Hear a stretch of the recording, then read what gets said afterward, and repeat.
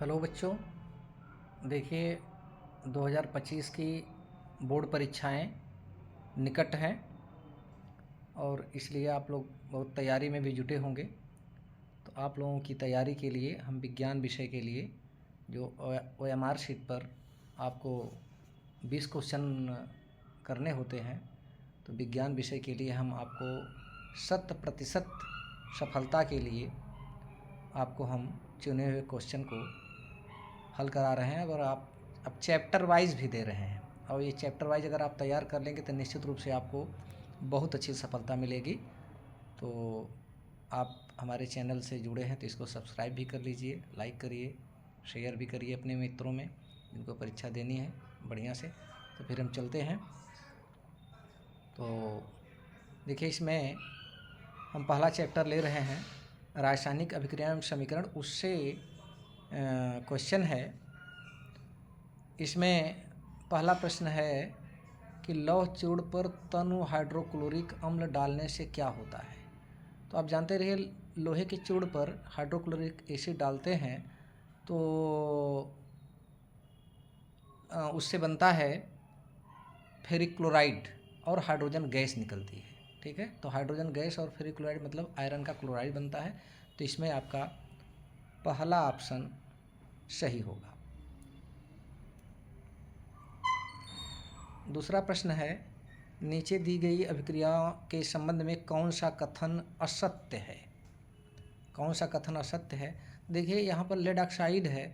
Lead oxide solid form में है, इससे कार्बन वो भी सॉलिड फॉर्म में है, क्रिया कर रहा है तो लेड बन रहा है, अलग हो रहा है, कार्बन डाइऑक्साइड बन रही है। तो इसमें पूछ रहा है कौन कथन असत्य है। तो देखिए, सीसा अपचयित हो रहा है, जबकि सीसा यहाँ लेड ऑक्साइड क्या हो रहा है, लेड ऑक्साइड से ऑक्सीजन निकल रहा है, तो लेड ऑक्साइड का ऑक्सीडेशन हो रहा है। ठीक है, तो यहाँ सीसा अपचयित हो रहा है, ये गलत हो जाएगा। ठीक है, और कार्बन डाइऑक्साइड अपचयित हो रहा है, जबकि कार्बन डाइऑक्साइड अपचयित नहीं हो रहा है। कार्बन डाइऑक्साइड में तो ऑक्सीजन मिल रहा है, तो कार्बन डाइऑक्साइड बन रहा है तो वह ऑक्सीकरण हो रहा है। तो इसका मतलब कि ये दोनों आंसर तो गलत हो गए। कार्बन उपचयित हो रहा है, जब वहाँ कार्बन उपचयित हो रहा है, हाँ सही बात है, उपचयित का मतलब ऑक्सीडेशन हो रहा है। ठीक है, लेड ऑक्साइड अपचयित हो रहा है, वो सही बात है कि वो उसमें से ऑक्सीजन निकल गया तो रिडक्शन हो गया। तो सी और डी तो सही है, तो ए और बी आपका आंसर, ये दोनों असत्य है और असत्य ही हमें ढूंढना था। तो ए एवं बी पहला ऑप्शन सही है, ए एवं बी।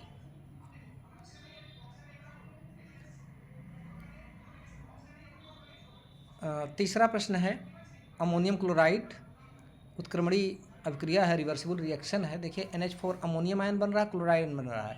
तो कह रहा है कि ये कैसी अभिक्रिया। देखिए, यहाँ पर एक साल्ट है, ठीक है, लवण है अमोनियम क्लोराइड, ये टूट रहा है, किसमें आयन बन रहा है। ठीक है, तो कौन सा आयन में टूट रहा है, वियोजित हो रहा है, तो कौन सा वियोजन हो रहा है, ये आयनिक वियोजन हो रहा है। चौथा प्रश्न है, निम्नलिखित में योगात्मक अभिक्रिया। देखिए, योगात्मक अभिक्रिया में क्या होता है कि दो या दो से अधिक यौगिक मिल करके या तत्व मिल करके और कोई एक बनाए। ठीक है, तो वह योगात्मक अभिक्रिया होती है। तो इसमें कौन सा है, देखिए सी ऑप्शन में अगर आप देखें तो हाइड्रोजन और ऑक्सीजन मिल करके क्या बना रहे हैं, जल बना रहे हैं, पानी बना रहे हैं। तो ये सी वाला ऑप्शन आपका सही है।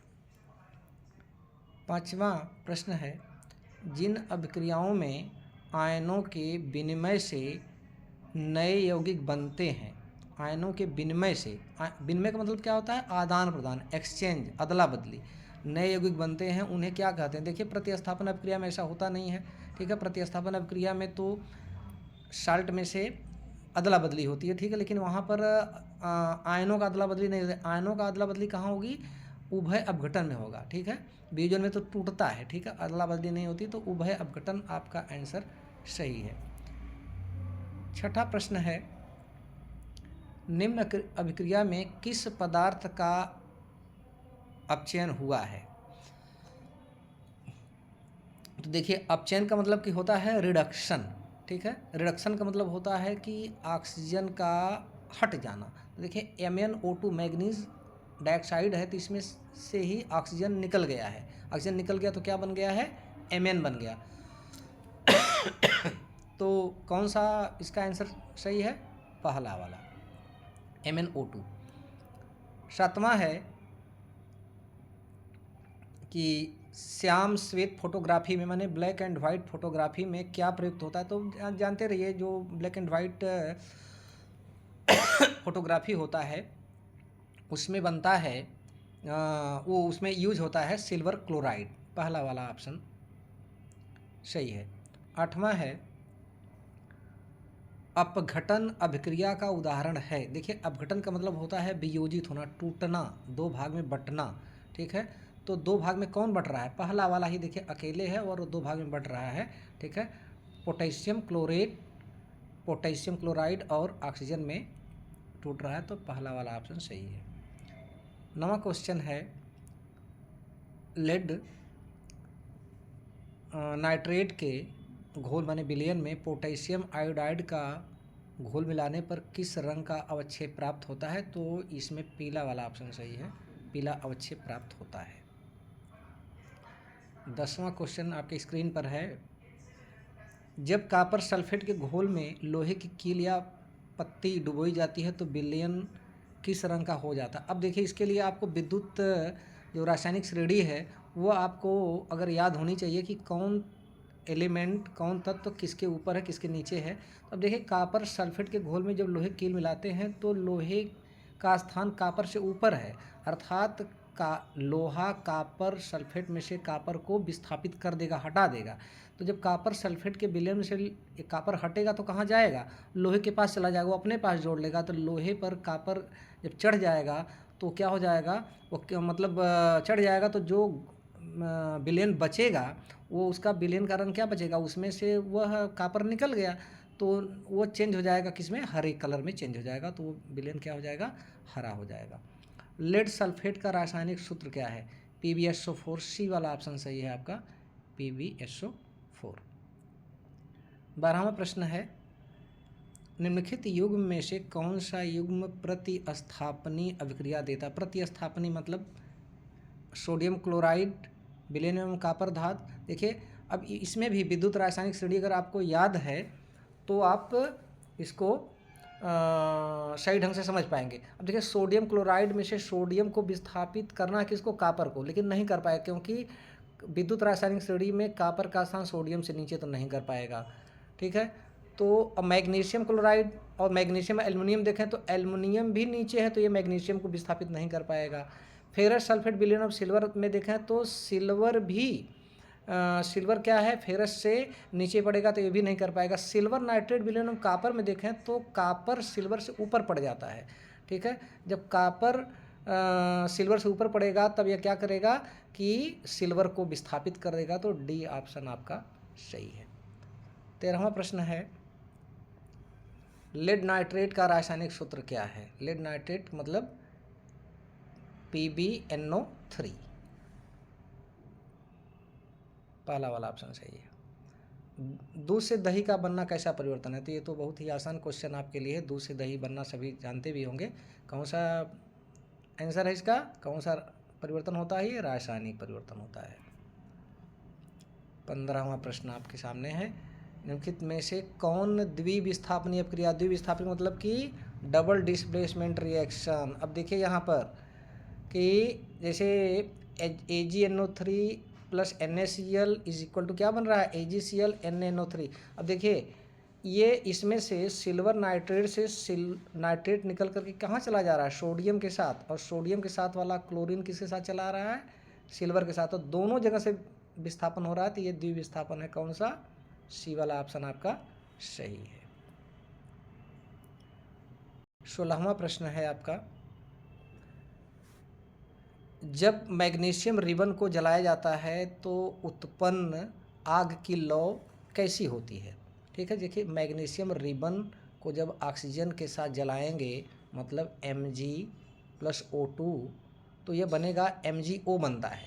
ठीक है, माने मैग्नीशियम ऑक्साइड बनता है, और मैग्नीशियम ऑक्साइड किस तरह से जलता है? वो एकदम चमकदार सफ़ेद रंग में जलता है।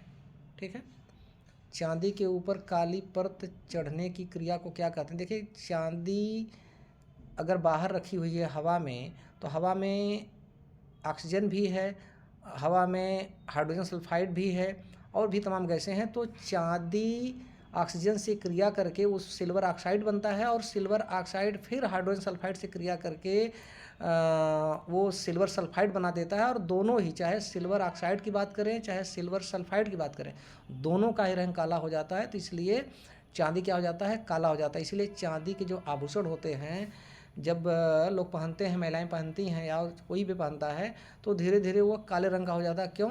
क्योंकि वह संक्षारित हो जाता है ऑक्सीजन के कारण और हाइड्रोजन सल्फाइड के कारण। तो चांदी के ऊपर काली परत चढ़ने की क्रिया क्या कहते हैं?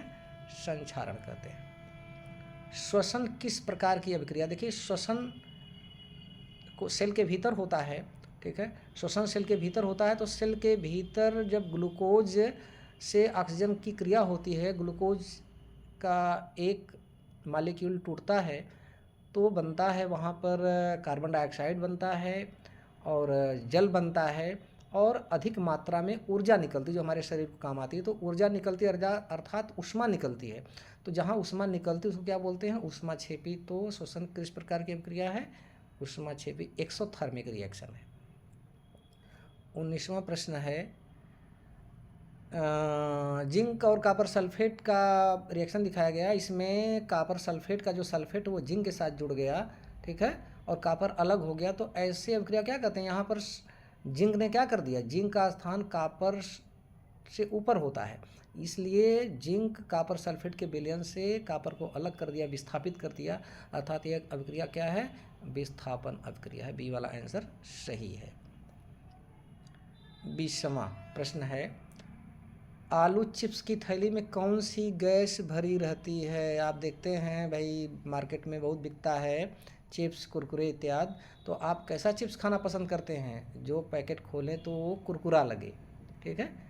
तो कुरकुरा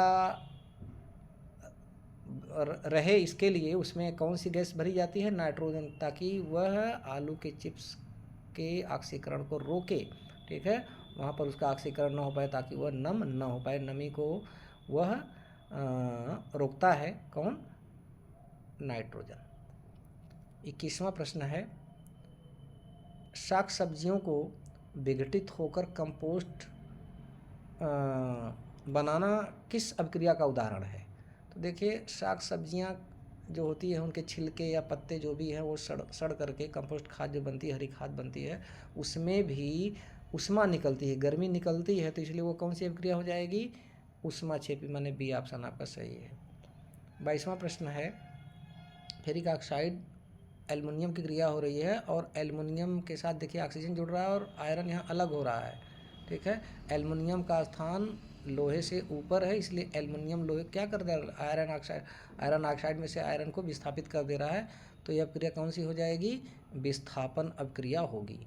डी वाला ऑप्शन आपका सही होगा। अगला क्वेश्चन है 23वां, प्रतिस्थापन अभिक्रिया मुख्य गुण है। प्रतिस्थापन अभिक्रिया मुख्य गुण है किसका? एल्कीन का, एल्काइन का, कार्बन मोनोऑक्साइड का, पैराफिन का। देखिए, पैराफिन जो होता है प्रतिस्थापन अभिक्रिया मतलब किस प्रकार के यौगिकों में मतलब होता है? यह एल्केन में होता है, और एल्केन इसमें कौन है? पैराफिन है। इसलिए आंसर कौन सा सही रहेगा आपका? पैराफिन, डी ऑप्शन सही रहेगा। और अंतिम प्रश्न है, लोहे पर जंग लगना किस प्रकार की अभिक्रिया है? देखिए, लोहा बाहर रखा रहता है, धीरे धीरे वो उस पर जंग लग जाती है, लाल हो जाता है। किसके कारण होता है? ऑक्सीजन से क्रिया करता है, ठीक है। उसका क्या होता है? ऑक्सीकरण होता है, ठीक है। तो लोहे पर जंग लगना किस प्रकार की क्रिया है? ऑक्सीकरण, अर्थात पहला ऑप्शन सही है। तो आज आपको देखिए हमने पहला चैप्टर रासायनिक अभिक्रियाएं एवं समीकरण से हमने जो यह बहुविकल्पी प्रश्न है ये करा दिया। अगर आप इसको तैयार कर लेंगे तो निश्चित रूप से इनमें से इस चैप्टर से जो भी आएगा इसी के भीतर से आएगा। इसके बाद अधिकतम क्वेश्चन हमने करा दिया है। तो अगर आपका ये चैप्टर अगर आप बढ़िया से पढ़ लेंगे तो निश्चित रूप से तैयार हो जाएगा। और अगले वीडियो में हम इसके अगले वाला जो चैप्टर है उसका हम आपको प्रश्न हल कराएंगे, ठीक है। इस प्रकार अगर आप हमारे साथ लगातार जुड़े रहेंगे तो आपको हम साइंस के हर चैप्टर्स के ये जो है MCQ क्वेश्चन करा देंगे, प्रश्न करा देंगे। और इसी तरह से मैथ का भी मैं कराऊंगा। आप बिल्कुल हमारे साथ जुड़े रहिए, हमारे चैनल के साथ जुड़े रहिए, शेयर सब्सक्राइब करते रहिए। धन्यवाद।